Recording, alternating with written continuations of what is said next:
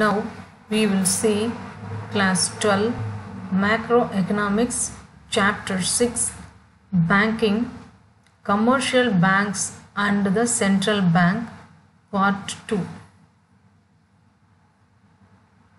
6.3 Money creation or credit creation. It is one of the most important activities of commercial banks. Through the process of money creation, commercial banks are able to create credit, which is in far excess of initial deposits. This process can be better understood by making two assumptions. 1. The entire commercial banking system is one unit and is termed as banks. 2. All receipts and payments in the economy are routed through the banks, that is, all payments are made through checks and all the receipts are deposited in the banks.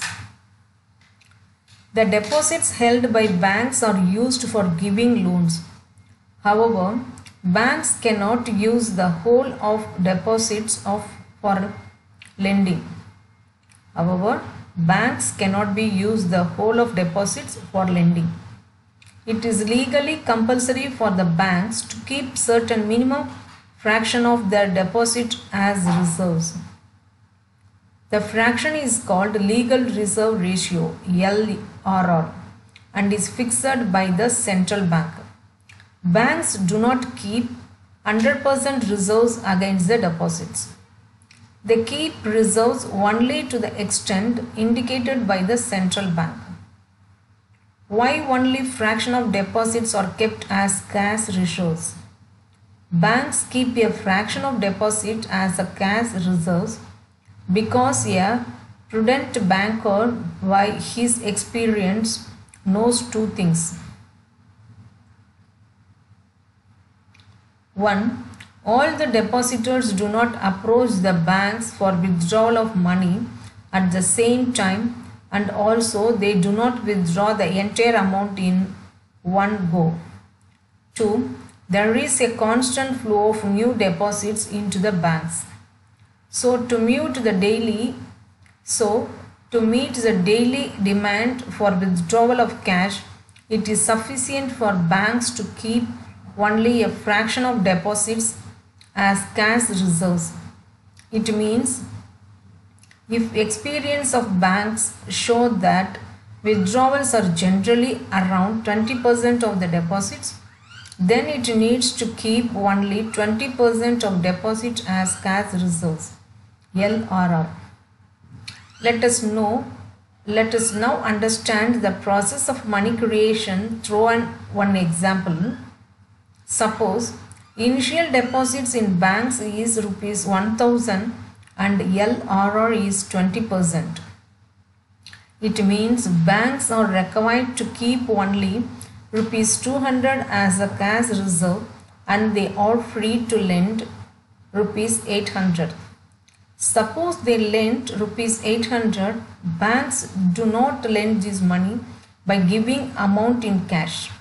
Rather, they open the accounts in the names of the borrowers who are free to withdraw the amount whenever they like.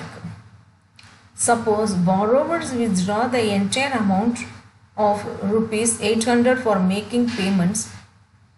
As all the transactions are routed through the banks, the money spent by the borrowers comes back into the banks in the form of deposits accounts of those who have received this payment. It will increase the demand deposits of banks by rupees 800.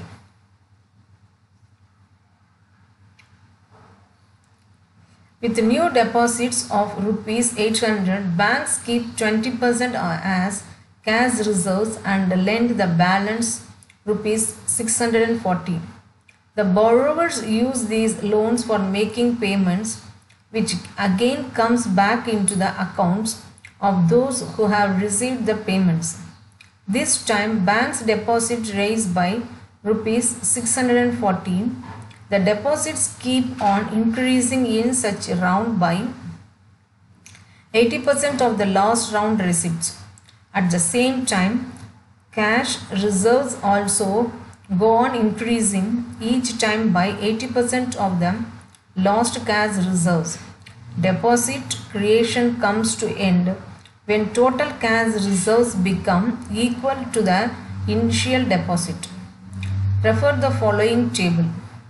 Deposit, loan, cash reserves, LRR is equal to 20%.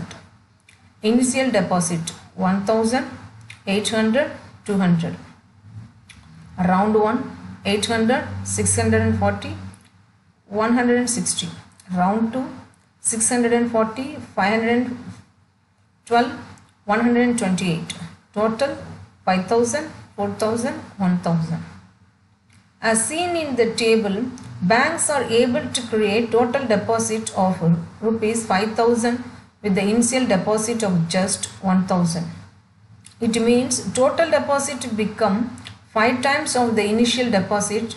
5 times is nothing but the value of money multiplier. Money multiplier.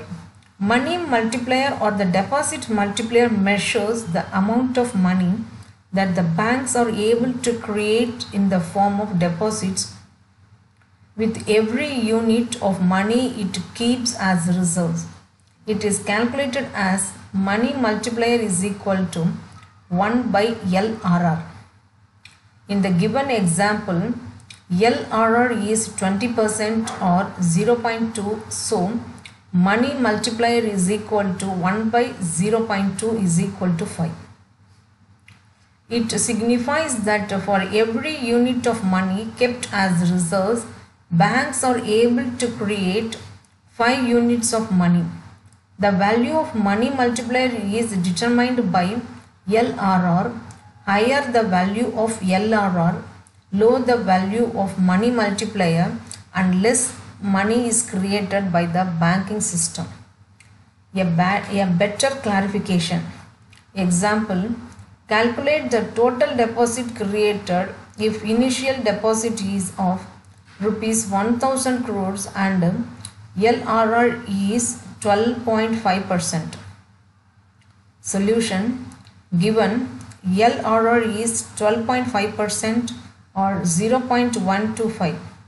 Money multiplier is equal to 1 by LRR is equal to 1 by 0.125 is equal to 8.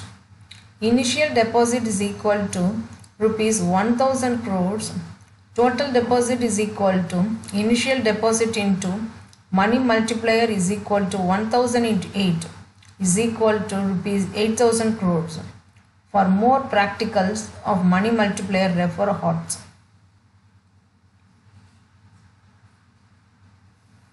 (6.4) Central Bank. Central Bank is an apex body that controls, operates, regulates and directs the entire banking and monetary structure of the country. It is known as the apex supreme body as it occupies the topmost position in the monetary and banking system of the country. All the financially developed countries have their own central bank. India's central bank is the Reserve Bank of India, RBI. RBI was established in April 1, 1935 under the Reserve Bank of India Act passed in 1934. Central Bank is known by different names in different countries. In India, it is Reserve Bank of India, RBI. In UK as the Bank of England, and in USA it is known as the Federal Reserve System. 6.5 Functions of Central Bank. As the central bank of the country, the Reserve Bank of India performs the following function.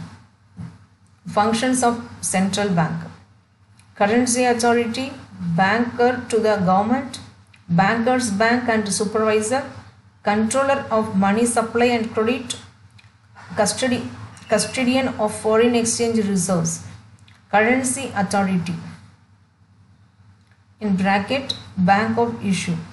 Central bank has the sole authority for issue of currency in the country. In India, Reserve Bank of India RBI has the sole right of issuing paper currency notes in bracket except 1 rupee notes and coins which are issued by Ministry of Finance. All the currency issued by the central bank is monetary liabilities. That is, central bank is obliged to back the currency with assets of equal value to enhance the public confidence in paper currency. Assets usually consist of gold coins, gold bullions, foreign securities and domestic government's local currency securities. Advantage of sole authority of note issue with RBI. 1. It leads to uniformity in the note circulation. 2. It gives the central bank power to influence the money supply because currency with the public is a part of the money supply. 3. It enables the government to have a supervision and control over the central bank with respect to issue of notes. 4. It ensures the public faith in the currency system. 5. It helps in the stabilization of internal and external value of currency. Central government is also authorized to borrow the money from the central bank. When government incurs their deficit in its budget, it borrows from the central bank by selling its treasury bills. When central bank acquires these securities, it issues a new currency. This is known as the monetarizing the government's debt or deficit financing. Bankers to the government. The Reserve Bank of India acts as a banker, agent and a financial advisor to the central government and all the state governments bracket except the Jammu and Kashmir. As a banker, it carries out all banking business of the government. It maintains a current account for keeping their cash balances. It accepts and receives and makes the payments for the government and carries out exchange, remittance and other banking operations. It also gives the loans and advances to the government for temporary periods. The government borrows money by selling the treasury bills to the central government. As an agent, the central bank also has the responsibility of managing the public debt. As the financial advisor, the central bank advises the government from time to time on economic, financial and monetary matters. Bankers bank and supervisor. There are a number of commercial banks in a country. There should be some agencies to regulate and supervise their proper functioning. Being the apex bank, the central bank RBI acts as a banker to other banks. In this sense, it bears the same relationship with the commercial banks as the latter maintains with the general public. As the bankers to banks, the central bank functions in three categories. 1. Custodian of cash reserves. Commercial banks are required to keep them certain proportion of their deposits known as cash reserves ratio or CRR with the central bank. In this way, central bank acts as the custodian of the cash reserves of commercial banks. For advantages of centralized cash reserves with the central bank, refer Power Booster. 2. Lender of the last resort. When commercial banks fail to meet their financial requirements from other sources, they approach the central bank to give the loans and advances as a lender of the last resort. Central bank assists these banks through the discounting of approved securities and bills of exchange. 3. Clearing house. As central bank holds the cash reserves of all the commercial banks, it becomes easier and more convenient for it to act as the clearing house. All the commercial banks have their accounts with the central bank.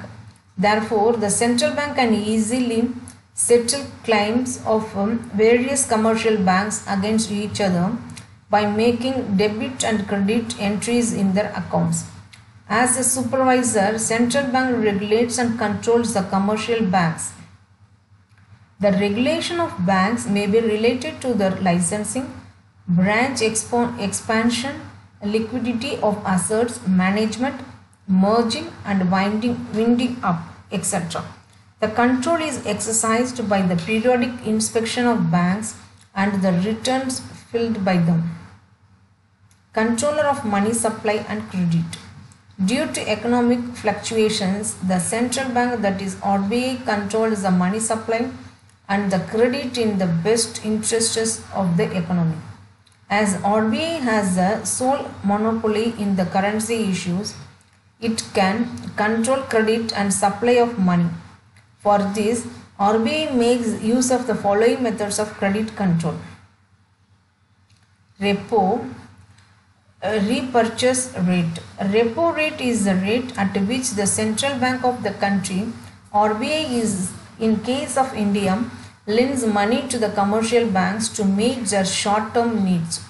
The central bank advances the loans against approved securities or eligible bills of exchange. An increase in repo rate increases the cost of borrowings from the central bank. It forces the commercial banks to increase their lending rate, which discourages the borrowers from taking loans. It reduces the ability of commercial banks to create credit. A decrease in the repo rate will have the opposite effect. 2. Bank rate in bracket or discount rate. Bank rate is the rate at which the central bank of a country, RBI in case of India, lends money to commercial banks to meet their long-term needs. RBI has been actively using bank rate to control credit. Bank rate has the same effect as that the repo rate, that is, an increase in the bank rate increases the cost of borrowings from the central bank, which leads to increase in lending rates by commercial banks. It discourages the borrowers from taking loans, which reduces the ability of commercial banks to create credit. Repo versus bank rate. A repo rate and a bank rate are almost similar except the following difference. A repo rate is applicable to short-term lending by the central bank and is governed by the short-term interest rate. On the other hand, bank rate is applicable to long-term lending by the central bank and is governed by the long-term interest rate.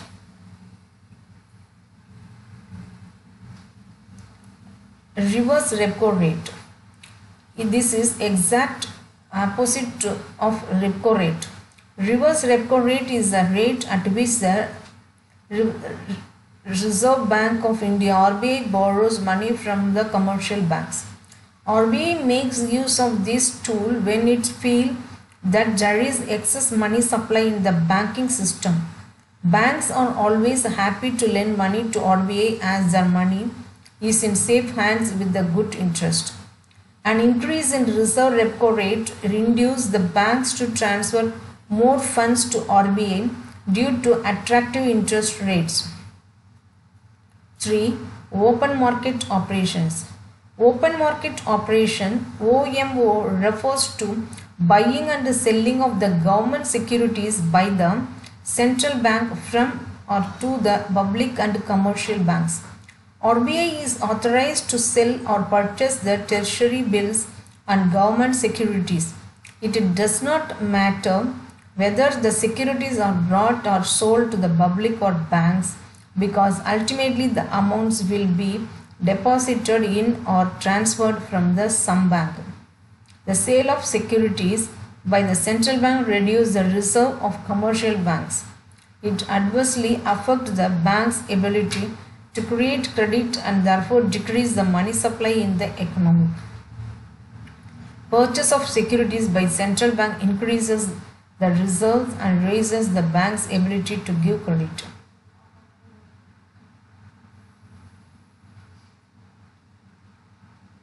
Condition necessary for success of open market operations. 1. There should exist a well-developed and organized security market. 2. The reserves of commercial banks should be affected with the sale and purchase of securities. 3. The central bank should hold the adequate securities to influence money supply in the economy. 4. There should not be frequent fluctuations in the value of government securities. Thank you. Sharing is caring. Comment your thoughts. Subscribe for more knowledge.